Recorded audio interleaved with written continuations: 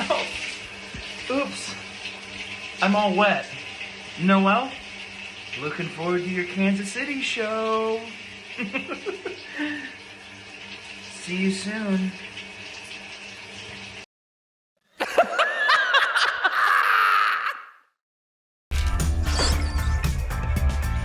Bingo. My name is Stretch. This is the last time you mess with Stretch.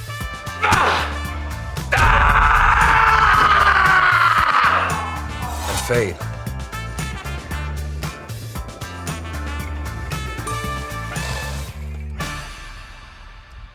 Hello, everyone. Welcome to another riveting, exciting, powerful, life-changing episode of Stretch and Fade. That's right. How are you doing, dude? You know, not too bad, man. I'm supposed to be on my break. I am on my break right now for my main channel, but just a lot of other little stuff going on. But you know what? I came back. I had a little oopsie daisy in the end of the year with a video getting demonetized, and I retaliated it with a beautiful new tune that should be a nice buffer for a little bit. So we'll see.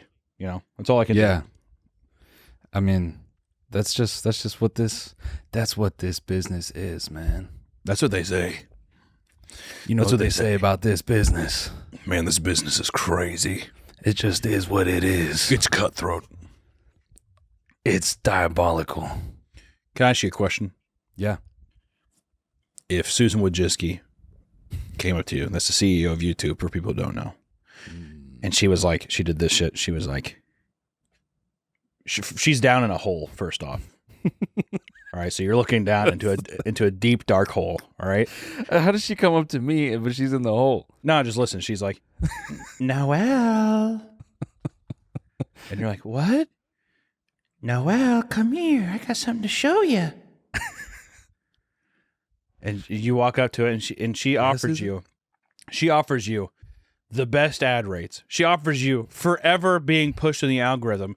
She offers you the sweet, sweet comfort of the security of being underneath her wing forever. Yes. But she says, all you have to do, Noel, are you there? Yes. All you have to do is eat this muff. Gobble it up. Damn. Like an old pecan pie on Thanksgiving morning. Would you slam away that muff to completion, mind you? It isn't just like a time limit thing, to completion for that kind of security. I don't think I could, man. Wow. Coward. Okay. No, you know what? You couldn't just raw dog an old bird for just like a little, for like security for the rest of your life? Damn, this is such a... Okay, hold on. Can I just sidestep for a second and say this is such a modern version of would you suck a dick for $1 million? What's your answer on that one? I don't think I could do it for $1 million. Oh, I think I would. I think I absolutely could man through it. You man through it? Yo, absolutely. I'd be looking at that motherfucker in the eye, glaring at him. You like that? Spitting on it. Bet you're glad I ate 4 or 5 Tootsie Rolls before I came here. My mouth is straight up soaked. I got that high fructose spit right now, dude. That's what I'd say. Especially if it's just cash money. He's like, oh my God, thank you. And he just like gave me a big like metal briefcase. I'd wipe my mouth like I just got done eating a Krispy Kreme. And I'd be like, pleasure doing business with you. All right, well, let me not dodge the question and get back to, kissing Susan's clam. Would I go pearl diving? But while you're doing it, let's say you do. I'm just gonna give you some future things, just so you know. Okay. So I can't. So it can't be one of those things where it's like, oh, but whenever you do it, X happens, and you're like, oh, well, if I would have known.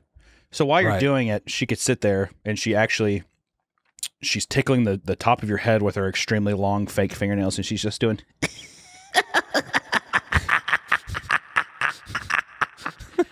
the whole time. All right, I'm thinking of a couple things. Wait, what's pondering through that head of yours? Can my wife be present?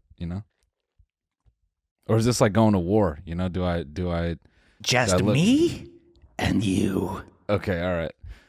Dang. All right, so now I'm thinking of the morning of, Aleena and I have agreed, and Aleena says, Yeah. It's okay, baby. Mm. You're doing this for us. And I look Yeah. at her and I say, I'm so glad that we understand each other, and I kiss her on the forehead. Yeah. And then I leave, and then I drive back to the hole. Yeah, you roll up in your Porsche to the hole. So, I mean, like, the real thing, though, too, is I think about this. You ever see that episode of Black Mirror where it's the prime minister has to have sex with that pig on live TV? Yeah. And it's like he does it for a very noble cause, and he does it to save somebody. But now everybody is just, like, disgusted. And everybody's just, like, laughing at first, and then it just turns into, like, immediate, like, people are like, oh, Jesus. And now his wife can't look at it. Do you think that if you, straight up did, like, an old Leonardo DiCaprio to Kate Winslet, right? Right. I'm talking straight up, like, steamy old Ford Model T to Susan's box. Yep. You think Aleena, she might be okay with it now, but do you think that she would hold through? Do you think she would stay true to that?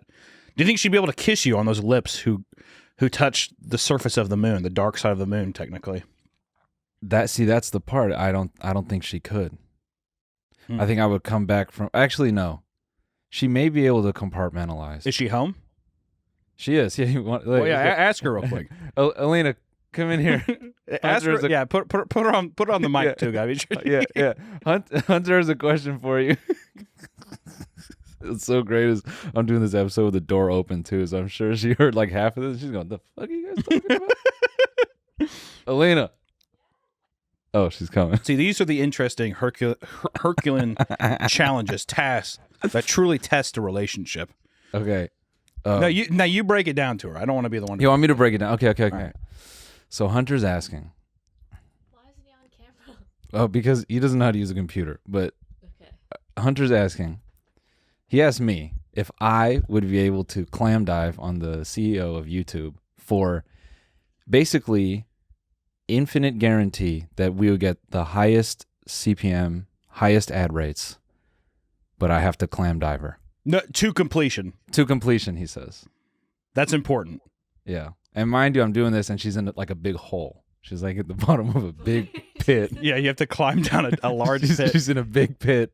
But the real thing is, could you be able to forgive Noel after he does that? Like after completion, would you be able to do that? Like, could you look at Could me you the kiss him same? on the lips? I don't know what clam diving is, but I can put it together. Yeah. Eat and muff. Eat muff. But I think so, because I feel like it'd just be like he's going down there to eat a meal. God damn! Old girl's looking at it like it's a Golden Corral buffet. Son of a bitch! Good Lord! That's such a good. He's going down there to eat. Susan's like,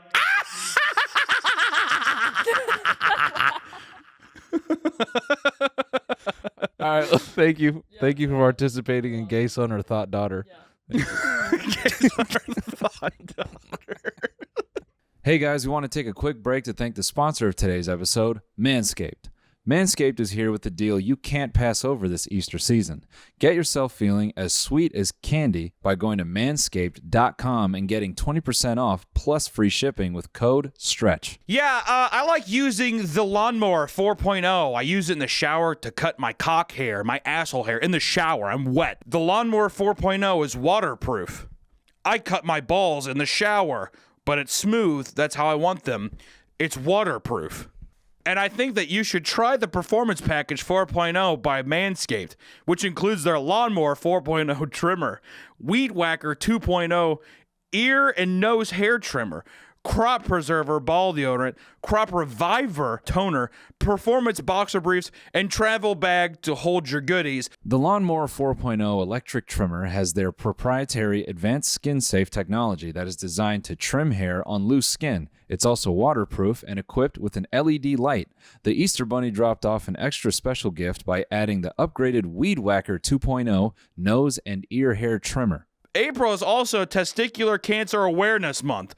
Manscaped is committed to raising awareness for the most common form of cancer in men aged 15 to 35. And Manscaped supports fighters, survivors, and families impacted by testicular cancer as part of their We Save Balls initiative. Save 20% off and free shipping with the code STRETCH at manscaped.com. That's 20% off and free shipping with code STRETCH at manscaped.com. Hop into the best deal of the year with Manscaped. Oh, these are important questions sometimes. Sometimes you need these hypotheticals to really know who you are as a person. No, I agree, dude. I gotta shout out my guys, Paris, Texas. They were telling me about this hilarious conversation they had. They were at the studio, and he said they were both telling me that the argument got really intense because they were arguing about whether you would fight, like for the rest of your life. Would you fight once a year, like a chimpanzee or like a half-sized monkey? Yeah. Or would you fight a chicken every day? And and there was a big argument in the studio, and basically there was a heavy favor in terms of fighting the monkey once a year. Why? That's dumb. That's what. Do they realize the size of a chicken that you can just boot that son of a bitch like a Nerf football?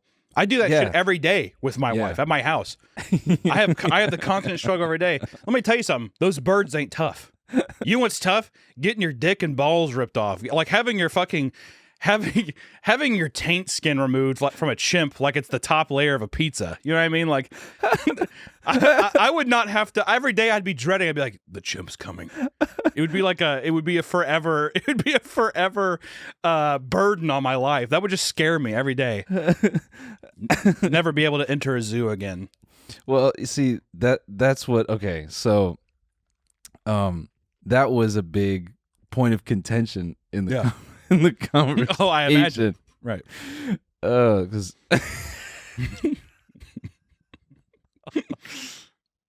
I'm dying. I'm trying to remember because my boy Felix was saying that he was almost alone. Everyone was saying, "No, I just fight the monkey," and he was trying to say, "Bro, what like that process? Like as soon as it shows its teeth, like you're done." Yeah, like you're not even gonna have the confidence, and then people started adding stipulations. They started saying, "Okay, do I get to fight it with a sword?" And he was saying, "It doesn't even matter if you have the sword. Has no idea. Like, it doesn't matter." I mean, maybe if the monkey is in an open field, right, and you have some kind of gun that could maybe deter him from a while, but you better be a damn good shot. I mean, I don't know if you've ever even been at a shooting range. My hands get shaky as hell, just sitting there, just like holding it up. Imagine a chimp running full speed at you. No way. Nobody turns into Dirty Harry at that situation. They're like, make my day, punk. There's no way that'd happen. Dude, I'm crying because the speed at which a monkey can move, like that's so funny when you think about it functionally. To even have a chance, it has to be flat land. Yeah. So you have to have flat land, no breeze. It has to be the calmest day on earth. The literal day the earth stood still. That's what you would have to fucking be able to remotely have a chance of shooting that little son of a bitch. Yeah, dude. Anyways, I saw Puss in Boots 2, by the way. Oh, you fucker. I haven't seen it yet. I was going to go see it next week. I was really bummed. To go see it because my wife was like, I want to see Puss in Boots 2. And I was like, Jesus fucking Christ. All right, fine, I'll go. The trailer starts coming in. I'm like, oh God. Bro, don't even lie. Like you this is going to be... No. Let me finish. I sat there and I was watching the trailers. It was all sorts of musical bullshit. First off, what happened to Disney? Have you seen the trailer for Elementals? That shit looks dog. Like, that looks beat real bad. No. Looks really stupid. The movie starts and it starts off with like a musical kind of thing, and I was like, "Oh God, I'm in for the long haul." Yeah. And then like probably about 8 minutes into the movie, the whole movie like kind of changes tone, and it's like brilliantly animated. The whole movie was just like, it's so good, so good. The whole movie so good. So why were you bummed? At first, when I was going, I was like, man, I want to see that shit. I was kind of wanting to see The Whale. Yeah. Because I've been meaning to see that, but I was like, because like the only things in the theater right now are like Puss in Boots 2, The Whale, and fucking Avatar. And you can't pay me to go sit in a theater for 3.5 hours and watch like fucking blue people swimming around the water. I don't give a shit how visually pleasing it is. I'll watch it at home, you know? Yeah, that's one I can't do in a public setting. I agree with you there. I feel like the only movies that I stick to that are like 3 hours long is if my boy Scorsese drops a movie about the same kind of template. An old Italian man. He's like, it was back in the day when I would try to do that with people. Yeah. I was 19 when I met Bobby Bushushka. I was just gonna watch The Irishman this weekend. So good. I love The Irishman. It's a good movie, and also just watching like 87-year-old Robert De Niro act like he's like 30 is really funny. Yeah. They de-age all of them, and they just look like wax sculptures the whole movie. And he's like Robert De Niro, there's a part at the beginning when he like is pulling aside, his truck breaks down, and that's the first interaction he has with Joe Pesci. Yeah. And he's sitting there, and they're like, both of their faces are just so smoothed over. He's like, I just can't fix the thing. He's like, oh, see here, kid, you gotta twist this. He's like, no, go start it up. He's like, oh, he's like, oh, thanks, mister, I appreciate it. And he's like, yeah, no problem, kid. It's like these are the crypt keepers talking to each other with like smoothed over face. It's so fucking weird. It's like that dude Brian Jordan Alvarez been doing that character on his Instagram where he like uses like this really face. No, like the hot guy filter. Like he looks really hot, but then he uses this crazy ass voice. Like he'll be looking just, like a 10 out of 10 dude, and then he'll be like, "I'm eating breakfast."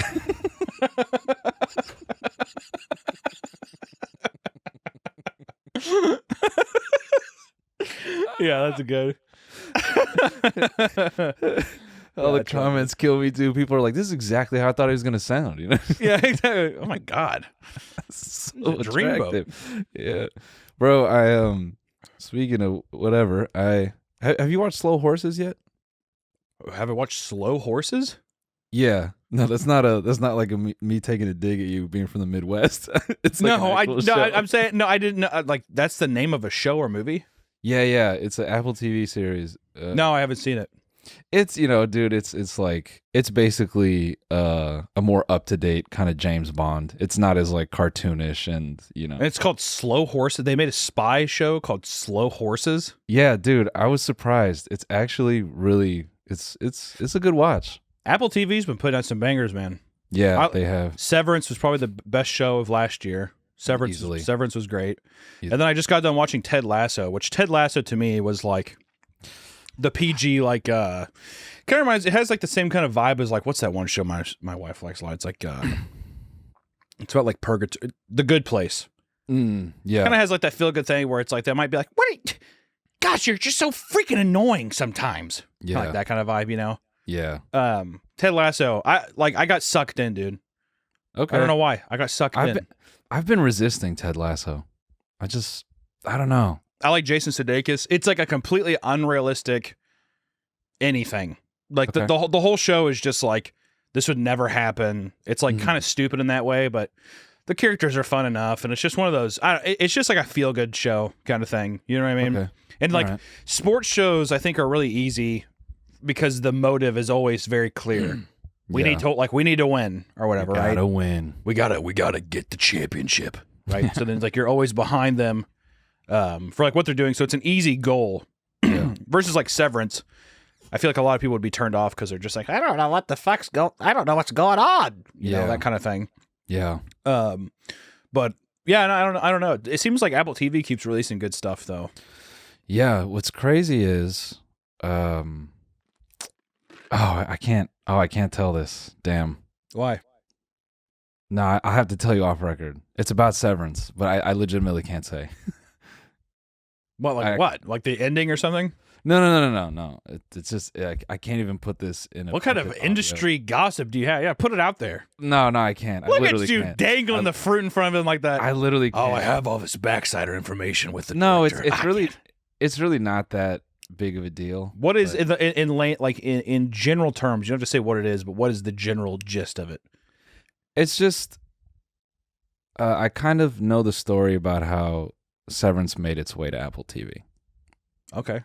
That doesn't sound too scandalous, does it?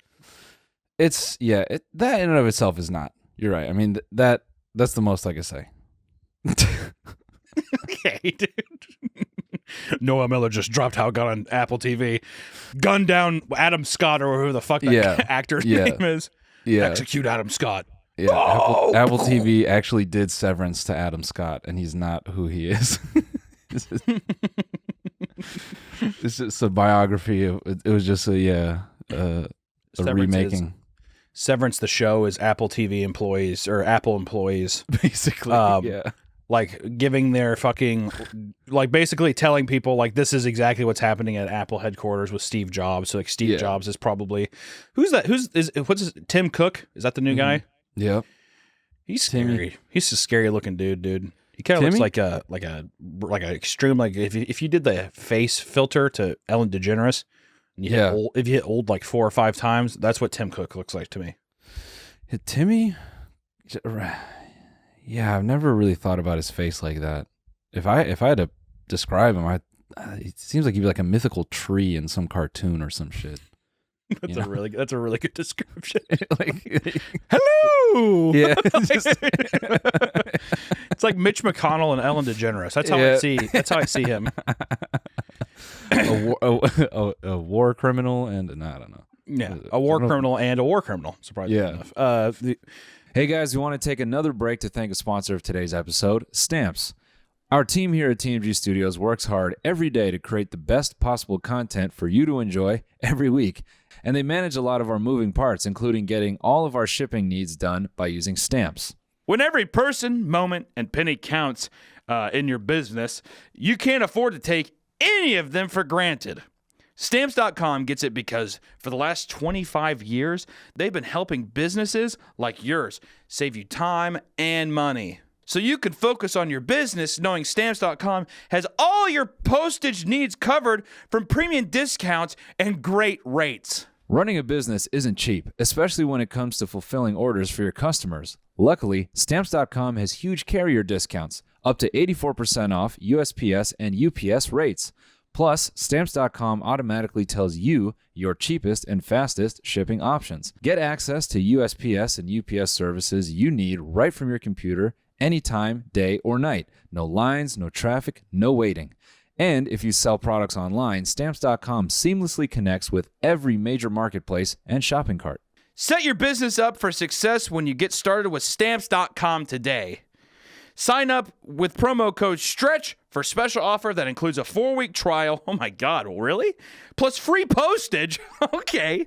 All right. And a free digital scale. No long-term commitments or contracts. Just go to Stamps.com, click the microphone at the top of the page, and enter the code STRETCH! What was I going to say, too? I was on YouTube the other day looking around while I was working. I kind of let my, up next thing go through. Yeah. And since I was watching some of the TNG stuff, sometimes videos with your videos will pop up or Cody's videos will pop up. Well, obviously, I'm also subscribe to you guys, but the Colin and Amir episode. Samir? Yeah. Samir. I watched that video of you guys. Did you actually go to Elon Musk's house? Yeah. I thought you knew that. No, I had no idea. Dude, we You met Elon? Yeah, but that night started at the Rainbow Bar. So whenever I go there, I always get this weird nostalgia for that night. Yeah, that's insane. Well, did you guys meet Elon at the Rainbow Room? No, so we were sitting, and mind you, this is such a weird 48 hours. It's so bizarre. Basically, I woke up some morning and Cody sent me a screenshot of Post Malone DMing him. And he goes, what? And I said, oh, that's crazy. And then I went to his Twitter and I realized he followed me too. So I followed him back. And then I said the corniest thing ever. I said, appreciate the follow, man. Appreciate the follow, Posty. Yeah. Keep up the good work. And then he You should have text back. You should have sent a voice memo and just been like, hey, you're my sunflower. Yeah. I love you too much. I don't even think that song had come out yet. White I have a song. Yeah. When I started bowling, I was young. You know what I'm talking about? Thinking about that's the ring I never won. Just send him a selfie video of me singing. Yeah, or no, you should have done. You should have just done like as soon as he follows you, just be like, saucing, I'm saucing on you. Swinging, I'm swinging. Did you guys see my music? Did you see what was the At that time? or what was your guys' music video dropped by that point? The one that was like, remember like one of the first times I met you, I was like, yeah, man, I actually like that music video of yours where it's like, bad bitches. Bad bitch got feelings she don't catch now. Yeah. Where the fuck it was, and I was singing that song. What the Sophia? Is that the was that That was hadn't come out yet. That was Oh, okay. That was, oh, dude. Yeah, I remember I was just singing the song, and you're like, stop it, I can't take it. I cringe. I hate hearing me back on those songs. Anyway. Oh yeah, so sorry, I totally did. No, you're fine. You're fine. Yeah. So then Post, he was like, "Yeah, here's my number." He said, "Put us in a thread," and so spun up a thread. He says, "I'm on tour. I come back in a few days," and we say, "Okay, cool." So he comes back and he says, "Meet me at the Rainbow Bar." I go, "Okay." Attaboy. Good man. Yep. Then we go there and we're just sitting and then we're drinking. Have you ever had their lemon drop shots?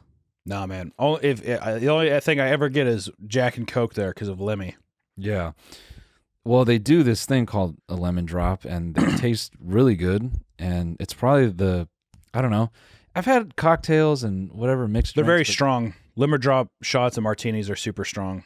Yeah, I mean the way they do them there is just I've never tasted anything that legitimately did not taste like alcohol and was like you're still able to consume it, because I feel other mixed drinks when they do have whatever, it's still, you still know it's alcohol and it's like really sweet or really powerful, but whatever. So that night I did 14 shots of these.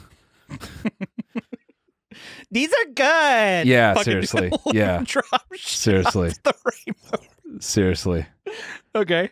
Well, because it was a thing where Post he would just turn to the waiter and he'd say, "Can we get 25? Can we get 30? And so I felt like it was a weird, this is my stupid brain. I felt I had to contribute, Well, I bro, feel like you don't want to be the one guy. No, I think I'm okay. Yeah. Like No, I didn't want thanks. to be too cool for lemon drops or whatever. That's one thing that the Dare program doesn't talk about. When one of the biggest pop musicians on the fucking planet invites you, there's nothing about D. I won't do drugs. A. Like, you're not singing that song to yourself. Nah. You're doing the fucking lemon drop shots for sure. At least. So we're just sitting there, and then Post says, "You want to go to Elon's house?" With kind of this wry smile on his face, and I say, "What?" And he just turns the phone to me, and he's chuckling, and it's just, "Elon, do you want to come over?" And I just shrug, and I say, "Yeah, sure." And then Cody says, "Yeah, sure." So then they round up some Ubers. We get in the Ubers, and Austin rented a Lambo or some shit.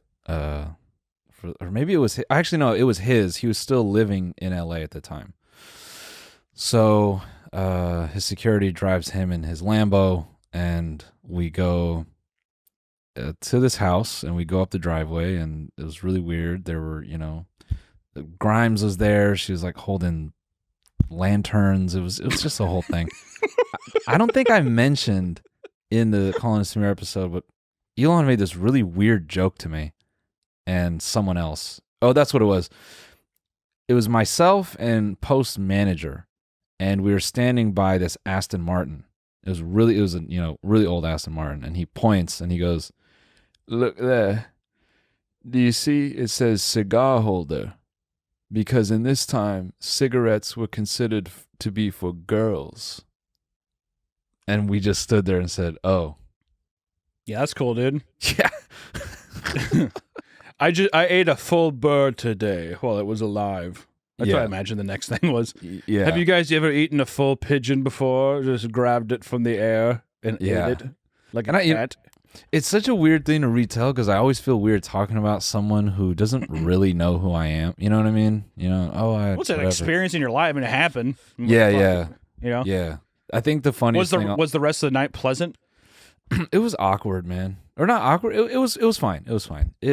It's like any other. I think that's the funniest part. You think it's going to be this big special thing, No, but it never is. Never is. It's like any other small party where you don't really know the host. You're just kind of off It's in the the worst. corner. Yeah. Yeah. It's just non-conversational. It's one of those things where you're just like, not that even like I consider it a lot like when I started doing pretty well on YouTube and stuff, and people of our age and stuff. I mean, like I grew up. People have grown up watching YouTube since like 2005 or something. Yeah. You know what I mean? Something crazy. Yeah. And I remember like, so it's like, meeting creators that you like and stuff it feels like reading a celebrity sometimes. To an extent. Mm-hmm. And I remember like, sometimes meeting other YouTube people and being like, I've thought about this before, being like, oh man, if I ever met him, that'd be sweet or something, right?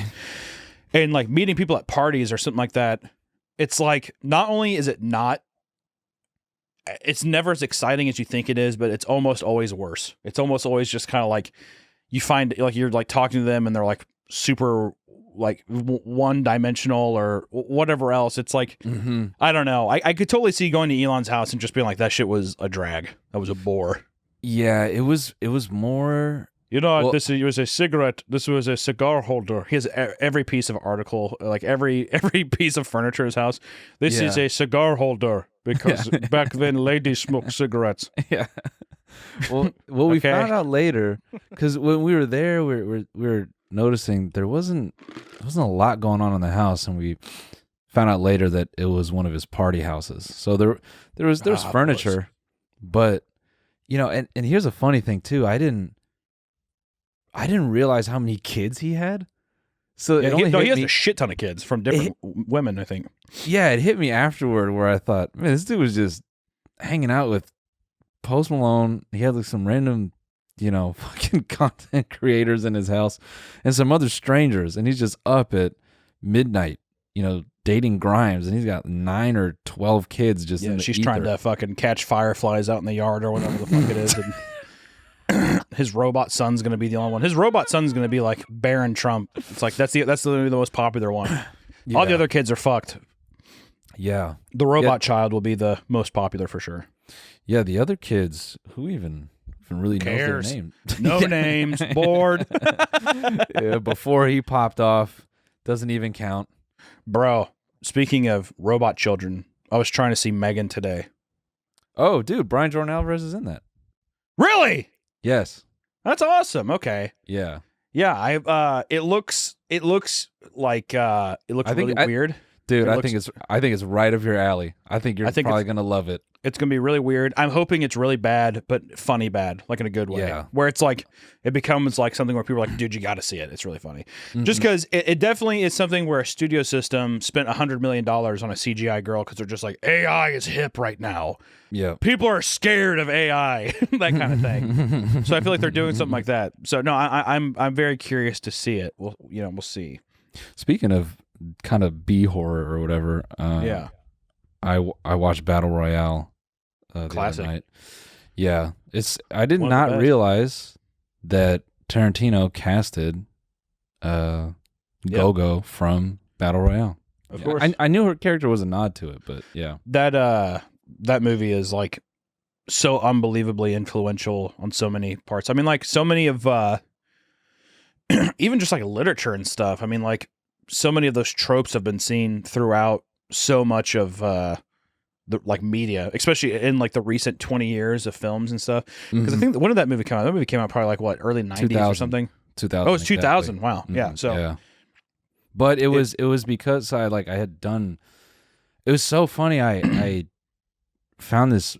I didn't find. I just Googled. But there's this old Reddit thread where this super pretentious guy. We need to do the next episode. We need to just read this thread because it's hilarious how like pretentious the guy posting is.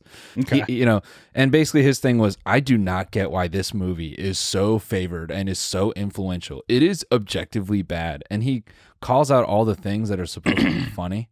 And people tried to nicely say, hey man, I think you're kind of viewing it from a really technical lens. I think you kind of got to view it like with a bit more humor or comedy. Yeah. And then he'll give these 9-paragraph responses where he says, I understand humor, okay? And then he like trust gives me, all pal. I understand what that means. But someone gave this kind of interesting snippet where they were saying that there was this period where Japan was having trouble having financial success with films. So studios started trying really extreme things just to get people in the door.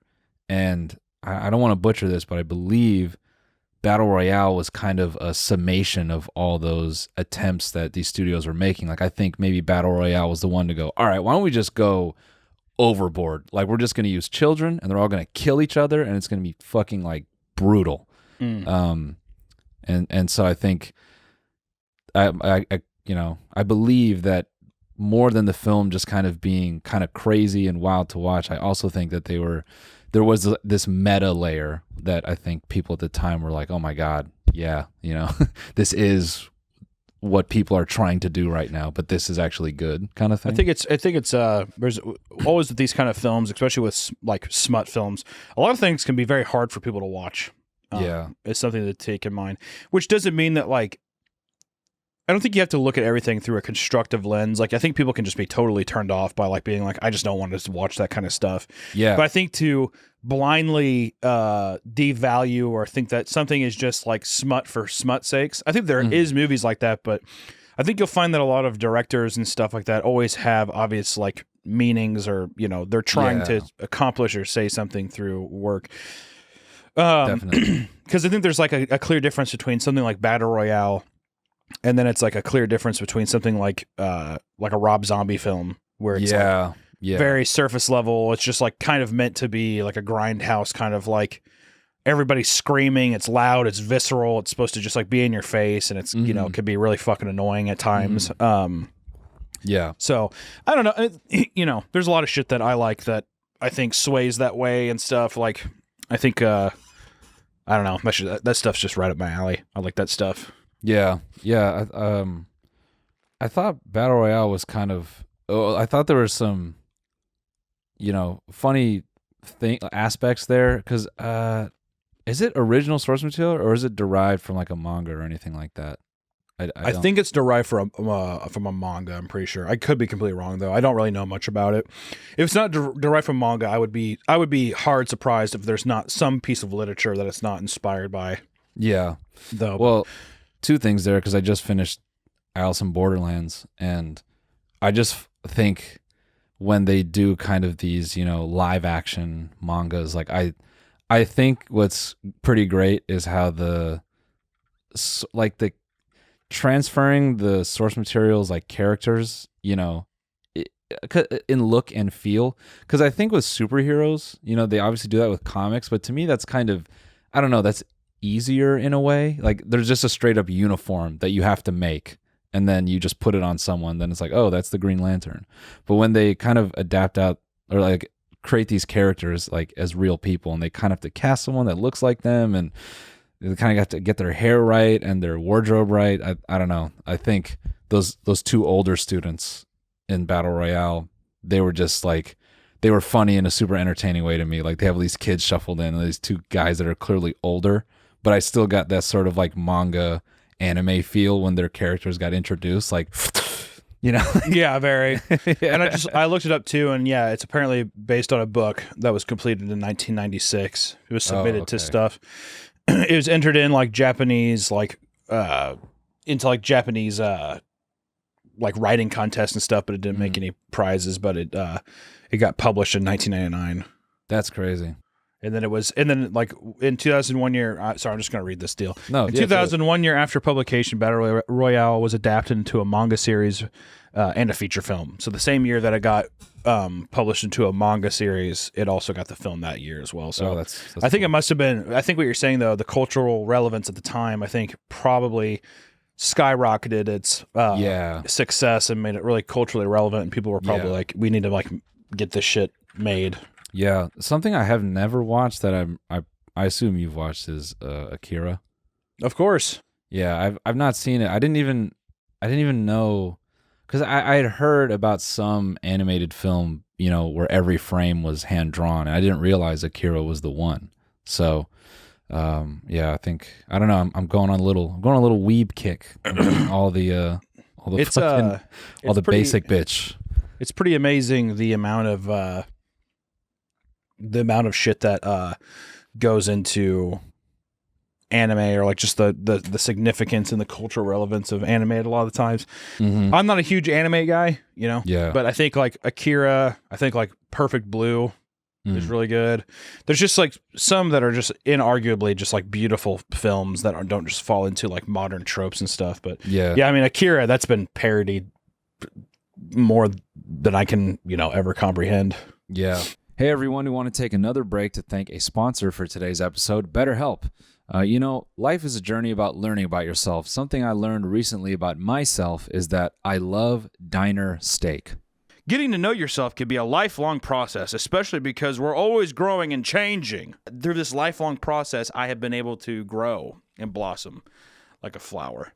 Therapy is all about deepening your self-awareness and understanding because sometimes we don't know what we want or why we react the way we do until we talk through things.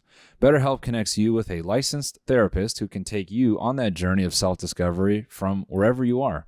Therapy is a great way to gain a larger understanding of yourself. It isn't just for those who have experienced major traumas like Noel. You can learn positive coping skills, set boundaries, and it empowers you to be the best version of yourself. If you're thinking of starting therapy, BetterHelp is an option for you. It's entirely online, designed to be convenient, flexible, and suited to your schedule. Just fill out a brief questionnaire to get matched with licensed therapists and switch therapists anytime with no additional charge. Discover your potential with BetterHelp. Visit betterhelp.com/stretch today to get 10% off your first month. That's BetterHelp, HELP.com/stretch.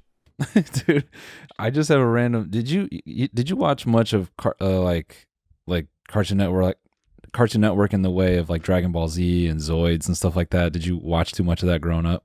Yeah, definitely.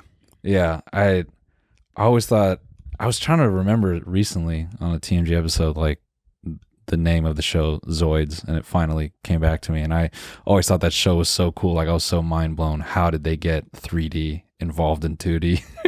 Yeah, back then that was like a weird thing. Early 2000s they started doing that. There was a Cartoon Network show that was kind of popular at the time called Code Lyoko. Don't know if you remember that at all. No. Code I'll look that up Lyoko. right It was now. like one of the ugliest fucking shows I've ever seen in my life. Essentially, it was always like it started out 2D, and then there was like a virus from a computer program that would try to infiltrate the real world. So the kids would have to go into this computer, and it would turn 3D. And they'd have to they basically met like a white Native American woman who like lived in the server that would like purify these evil temples or whatever that the virus was starting from. Right. And like the day would be saved and they could like go through their deal. But that show was always on, and I was always like, God damn, dude. That show and like Camp Lazlo were like the two things where I was like, I can't sit here and watch this shit. Did you ever? Okay, so on the subject of Cartoon Network, then did you ever watch Reboot? No. Oh, dude. Reboot? Yeah, look that up. Reboot animated show. This show, hold on. It is so horrific in the way of 3D animation. I mean, it was good for the time, but it was just basically video game cutscenes the whole time. Reboot. Oh, and yeah. Oh, bro, yeah, this is kind of maybe a bit before my time, a little bit. yeah, just a little bit. How old are you? I'm 22. No, I'm 33. Yeah, you're like 35 or something like that. Yeah, you're like 39. Right? You're pushing you're 40. Now, I think by this time, because this show came out when I was 1, so I think it was like just a little bit before. Because I think like I was more invested into Cartoon Network at like 99 through like early 2000s kind of thing. Yeah, I never saw this one though. Yeah, this would have just been before you because this is fucking horrifying looking though. This is like, oh, bro, you terrible. need to watch this. It's the most ridiculous premise for a show. It's basically The Matrix, but it's these people that are essentially programs that live in a computer, and their whole city is like on a motherboard, and basically they refer to like the owner of the computer as the user, and this giant thunderous cube drops down on the city, and then everyone is forced into playing a game. And then there's like this whole storyline where the young boy Enzo becomes like this adult version of himself, and yeah, it's pretty good. Like I think they did a good job with the characters. It's a fun bullshit watch. You could probably dig up on YouTube. And we're back. We had to reset Hunter's OBS, and while we did that, someone sent me a nice little foot peel video. So, I Oh, appreciate that. Yeah. Oh, good. Was it satisfying? I couldn't watch it. That one is, I've seen it before. It's too brutal. It really looks like, the texture is like the surface of an orange like slice, like fresh off, It's just it's tough. Dude, that your TikTok feed is hysterical. I have a very fucked TikTok feed. My TikTok feed, which first off, I just want to clarify that like I don't ever like any of this stuff. Like I'll my TikTok feed is pretty much 80% Down syndrome people like farting and like being mad or something like that. Like basically just being upset. And then the rest of it is just like horrid, terrible, just shit. Just like awful stuff. Yeah, what was that surgery one you sent me where they're just basically drilling into that guy's head? It's just a Chinese dude, just a Chinese guy. And it's like, I'll literally, yeah, it's like these guys like screwing in these these screws into this guy's head. And I think the guy I think he's like passed out or something. So it's like, it's like really backwards like surgery thing or whatever. But yeah, it's messed up. They're doing create a character in real life. They're like, oh, what if we made him bionic or something? And then I also just get from time to time like just tons of just thirst traps and stuff, which I don't like any. I don't like any of those either. Yeah. So I don't know what the fuck is going on. Thirst traps from just like of all genders, or is it just women? Or I mean, it's pretty much just women. I have gotten like some. Usually, it's like if it's ever a guy, it's usually in response, and people are like making fun of it or something like that. Got it. Dang, so TikTok has just baked it in. If they have an inkling that you might be a male user, they go, okay. Oh, I think so. And listen, do I linger sometimes on the thirst traps? Maybe. But I think like I'm not liking them. I'm not adding them to the collection or anything. All the stuff I like to, I never see it again. All the stuff that I like, I never get that in my feed. I like, oh, that was funny. Never get anything like it in my feed again. So it's very rare. So then now I've resorted to where I've like usually when I like something, it's just so I can go back and like be like, this is fucked up. I'm going to send this to somebody. Yeah. So now I think I'm down too far. The hole is too deep. I can't climb my way out anymore. I've been engaging too much political conversation, so my feed is really littered with just arguing, and I've been asking my guy Cash to send me stuff because his is more like the farting and random meme edits and stuff, and I need to get more of that back in my face because currently all of my feed is just people like actually and did you and also and it's just so fucking just like shut up. Yeah, we're all gonna die. Yeah, it's I can't stand any of that shit. The thing too is this is why I always tell people, which I probably have said this on the show before. I don't know, but people sometimes will ask me my opinion on things. Yeah. Right? They'll ask me where do I stand. Yeah. Here's the thing about me. I'm racist. I am I'm a racist. Here's the thing on me. I am a sheep through and through. Yeah. I am you. If you have enough conviction in your voice and enough where you're just like, well, what about this? I'm like, that's a good point. then the other side could be like the exact opposite and be like, you know what? You got a lot of good things you're saying. I have no backbone. I have no moral. I have moral compass. I don't want to say I don't have moral compass. I just like issues where it's just like, what about X, Y, or Z or something? I mean, yeah. I understand. I can see where you're coming from. Like, I just like, I don't have that kind of will to argue with people about things or something. Right. I also am not going to pretend that like I've researched anything. Like I have no idea about any kind of issue. Obviously, if someone was just like if I'm at like a Thanksgiving dinner, my parents are just like, goddamn minorities keep taking up all the jobs. I'd be like, well, I think that's probably a bit harsh, don't you think, Dad? Kind of thing.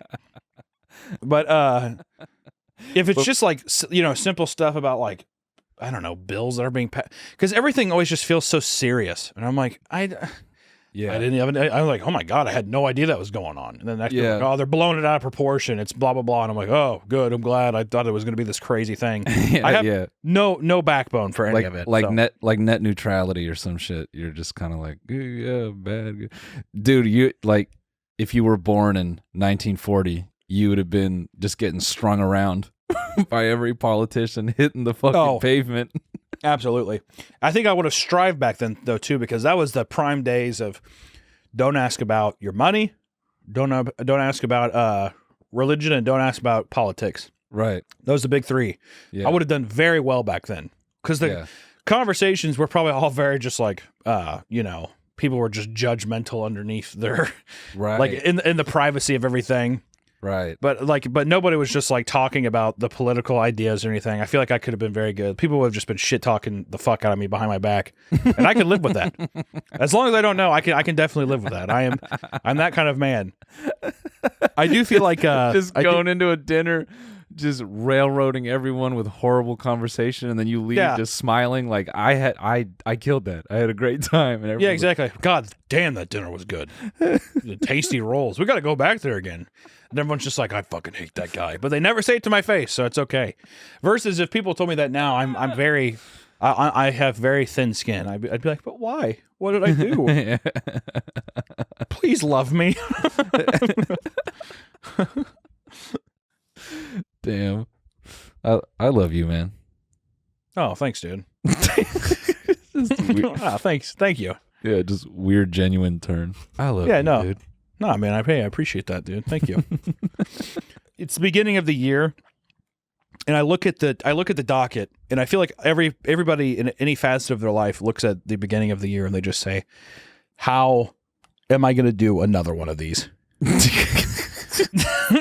And that's very much how I feel right now. I'm on my technical break right now. Yeah. I have some stuff going on, but I'm like looking at this like Sisyphus looking at the boulder. Yeah. He's supposed to roll up the hill, and I'm just like, what the fuck am I supposed to do? Like, I'm having a hard time comprehending like just like how the fuck am I supposed to do this forever? Like this feels brutal. So I'm trying to think of a way. I'm trying to think of a get rich quick scheme. I'm thinking about, the Logan Paul thing right now. People will probably already forget when this comes out. Logan Paul scammed people. Don't know if you remember that, but that happened in the news. Yeah. Because like I said, when this airs, I bet you anything, nobody talks about it. It's just like people are back on Paul stuff being like, dude, that's crazy. Mike is just like, oh, Logan, bro. Logan, bro. God, Logan, you're so funny, bro. Yeah. Yeah, dude, I was crying at that clip when he was like, well, I saw the pain in your eyes. I saw the pain in your eyes, dude. I saw old man fucking Mike on the side of the couch. I saw the pain in your eyes, and I didn't know if you'd be okay. I saw my Medicare flying out the window. I saw my salary flying out the window. Is everything going to be okay? Please tell me it's going to be okay. This is also moments after. I had no idea that Logan previously also was just like shit talking his other co-host for like believing in God or something like that. Yeah. He's like, what are you, a fucking dummy? Having faith in something? And the guy's like, yeah, no, that's just what I believe. Oh, God. Yeah. Wow. Yeah. So I like how the beginning of the podcast, they're like, there's been a lot of stuff happening. A lot of backlash from things going on, like me calling out George's religion and the CoffeeZilla video. So I'm going to break my truth today. Yeah. Yeah. No, I don't know why I just thought of the Trump voice as you said all that. There's been a lot of backlash. There's been a lot of backlash. They don't like how I involve myself in crypto. I tell them crypto's not bad. I tell them crypto is not bad. It is good. The crypto I do is good. Very good. Very, very good. I don't know. It's just it's interesting. It's interesting times we're in, and it's like, and I'm jealous. I'm a jealous man, not because of the action, what's your get rich quick scheme though? Like, fuck Logan. Well, I don't know yet. Oh, I don't know. okay, I mean, okay. crypto seems like the obvious thing because people apparently just they will buy that apparently. Yeah, yeah. So I'm thinking about I'm going to start my own, either my own coin or I want to get into the fine arts, dude. Oh, bro. I need to start painting and start having some fucking old rich geezers be like, That would look great in my living room. Yeah. and it's then just me just fucking, I spend like 5 minutes on it. $1 million per minute. Yeah. $5 million painting. Boom. Put it up. Yep. I'm always curious how they, because I've heard lots of conspiracies about artists. I've heard this crazy one where there's this idea that smaller like exhibits, like in exhibition rooms, will discover artists, and then the people who own those smaller exhibits will kind of get buddy with these artists, and then basically, take them down a path where they get addicted to something and just try to get them to kill themselves naturally with drugs, so that then they can take those pieces and just ratchet up the price like crazy. This is a very wild conspiracy I've heard from 2 people now. That seems a bit crazy. I think it's like way too many moving parts for that even to be effective. But my point being is that there seems to be a process where they can take an artist and then an exhibit could maybe like grow them into something special, and then all of a sudden now everybody's printing money, and I want to be a part of that too. I don't blame you, bro. I want to be a part of it too. Yeah. I want to be a part of it too, and that's what I'm saying, dude. I just want some French woman to come up to me and be like, fucking cigarette, puts it out on my chest, blows the smoke in my face. Your art is divine. I can't do a good French accent. I'm going to say German. Your art is divine. I want it. We're going to showcase you in the Deutschland. And they say, I'm like, oh my God, what an opportunity. Thank you so much. Yes, you will stay. You will have a residency. You will paint for the next 5 years. Because that's what happens. Yeah. There's people sit there and they give them like crazy timelines. For the next 10 years, you will be under residency under the the Guggenheimen, whatever. And it's like, my next 10 years are figured out. Yeah. Yeah. Fuck this whole thing about what fucking video am I going to make today? Yeah, so you don't what am I going to ambiguity grind at for all. no reason? You know what's cool about doing YouTube videos? Not a lot. Not a lot, dude. You know what I got to say to people? People are like, oh, what do you make? They see my sub count. Whoa, that's a lot of subs. What do you do? Oh, just cringy horror stings, parodies of children's cartoons for, people online. Wow. Instead, I could be like, yeah, I have a German residency. Yeah. Getting paid $50 million a year. Yeah. For the next 10 years of my life. There's no big deal. Because in that case, when you have the German residency, you can be making bullshit. But that's what I'm saying. The bullshit has like anything. an insane payoff. But, when you make bullshit for YouTube, you're hoping that one day you'll get the fucking, the clam dive offering. I want the clam dive offering. I think I'm at a place where I feel like I just need I think that I'm looking for not even this, I'm like, I guess a big payout. Security. I want to feel like I could be like, I'm not going to make anything. Yeah. Which is unrealistic because also it's like you should have to work for the money you have and stuff. This is just my dream, right? I'm not saying that like I deserve this or anything. I'm just saying in my wildest fantasies, I would be given money to where I could buy a nice house that I like. I could live comfortably and I don't have to worry about it. And I could still make videos. Yeah. That's my fantasy. I really don't want anything else. Yeah. I'm like doing things in my career to try to pivot for future things and future ideas. But at the end of the day, like, it's not like I have no real aspirations to be like the biggest channel or like the biggest animation channel or like have all these crazy things. I feel like I just simply want to make shit. That's all I want to do. I think you got to hold on to that, man. I'm trying. That's how I know, but I think holding on to that feeling is the hardest part because I think that's what keeps you sharp. In some ways, I think that's why maybe some of the greatest directors never make that much money because I feel that they are like dedicating themselves to ideas that really like kind of take all of them. So I hear you. Well, I hear you. There's an interesting thing with people on YouTube. And I think especially people on YouTube, and I think people don't realize, which I could be talking on my ass here. This is just a general thought I'm having. Okay, so if I sound like a fucking third grader or something like that, then feel free to like, shit on me. But remember also, Hunter would have bought snake oil in 1940. So just, keep that in mind. That is true. So there's a thing with YouTubers that I think is kind of interesting where it's like, it's every YouTuber is now a master entrepreneur. And that's like real. Yeah. Every YouTuber that has a large following knows how to talk to an audience, which is basically their market, right? Yeah. And it feels like it's at this point when you see so many people making so many things and doing so many different things. Like there's a difference between somebody who's like, let's say somebody is a film review channel. And then they start a new channel. They're like, this is exactly where I wanted to make short films and I wanted to make a new channel so it didn't get bogged down. Sure. Some people make all these different channels that don't really add any value to the brand that they've made.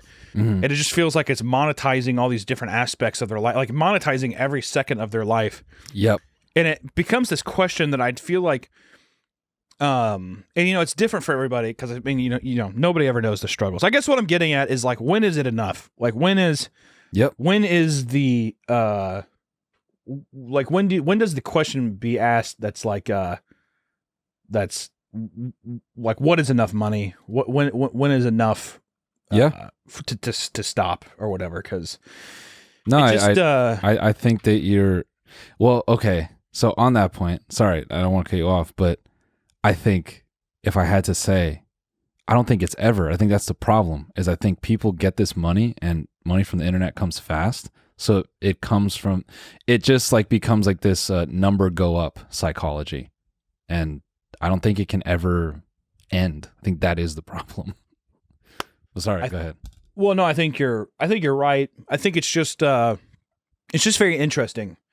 It's fucked up because not that I necessarily see myself monetization wise or like money wise being like, I need more, but it is like a layer of comfort that maybe is unrealistic or something, or who knows. But yeah, when analytics and that kind of stuff gets introduced into your life, all right, the rest of the episode, I'm just going to have to go no camera because this is just like not working. That's fine. You can draw whatever. Just stay on, just have them make a very rude Photoshop of my fat face. We'll just use that for a screen for just a still the whole time. More of the story is I see that shit in myself and I see in other people where it's like analytics and numbers dictate your entire future and life and stuff. And I think like I've been trying to ask somebody, like especially like an accountant or something, and be like, what is like an actual number that I can try to get to where it's just like, you're good. Realistically, you're totally fine. Because I don't want a mansion. I don't want, I'm not a big materialistic person. Like the only materialistic shit I like are like, I like getting paintings from people, from like artists I like, or like, art books or nerdy shit or whatever. But that's just kind of where I'm at. I don't even know where I'm going with this. I feel like I had a slight stroke. I'm just saying, I guess I say that because I see somebody like Logan Paul and it pisses me off because it's just like, no matter what he touches, he's going to make money out of it. He has the most security ever. He's the biggest fucking liar on the platform. Yeah. And I think like it's just one of those things where it's like, how many passes does somebody get? Yep. And it's just, I don't know. And still get to make money. Is me. Pity me. Yeah. Pity me. Pity Hunter, and also sell him tonic that will de-age him, and also let's end it on this, because I think this is something I've wanted to say forever, or not wanted to, whatever. So I think to this point, I feel a lot of YouTubers tried to become rappers because they made too much money, and then they actually started relating to Drake, and then they were like, I can do this. Like I have those things too. I think there's like a funny thing about that where you had all these random people like trying to make music because they were like getting glimpses, like they have like this wealth, and they're getting glimpses of relatability in like rappers who, make a lot of money too. And I thought that was like a funny, I think like subconscious thing going on from people from the internet making a lot of money. I don't know. No, it's true. I think Yeah, it's just the money of all that kind of different things. It's people trying to. I think also a lot of the times people who don't, which I feel like this is going to sound rude, but it's not. I think that there's like legitimate people who are interested in music, but I think a lot of the time people who don't understand, who are at a place of success and feel like they need to make some kind of changes, usually choose music. I see. Yeah. I mean, I don't know if that's how you guys felt or whatever, but I think it's like, I guess I mean like whenever they try like the serious music career thing, or they're like I'm pivoting, especially with Filthy Frank's success as Joe G and stuff. I think that like a lot of that stuff, I think that a lot of people became the YouTube people to, boost their music career, or something. Who knows? But I think like. Yeah. People are constantly striving for acceptance, and especially they want to be, I think, respected in like a field they find. And I think like whenever you start out and you're doing stuff like commentary videos or like parodies and stuff, it's fun getting the attention and stuff. But after a while, you want to feel like what you're doing has value, like real, inherent, respectable value. Yeah. And I think that a lot of people are trying to constantly find that with new ideas or something. Yeah. Which is why I think so many of the YouTubers who are totally content with being like, I make Let's Play videos, or like I make commentary videos, and they're just like, and that's awesome, and I love it. Mm-hmm. Those are the people who are probably the happiest people on the planet, and they're probably the most content, and that's why their content always thrives, because they actually love it, versus people who thought they wanted something, got it, wasn't really what they expected, and now they're trying to like pivot out of that role. Yeah, man. So pretty crazy. What an episode of Stretch and Fade, huh? Yeah, we could end it on a really deep thought like that. You know what? Let our listeners who definitely didn't tune out 16 minutes ago when this whole thing started. No. So I hope the viewers enjoyed this episode. That's all I gotta say. No, they did. But what's deeper than the thoughts we've just discussed? Our sponsor today. Yeah, Susan from her deep cavernous hole. Mm-hmm. The deep hole that is the YouTube ecosystem. And she's down there, always lurking in the shadows. If you think she's not there, trust me, she is. She's watching. All right, everybody. Thank you for listening. We appreciate you, and we'll see you on the next one. Goodbye. Bye.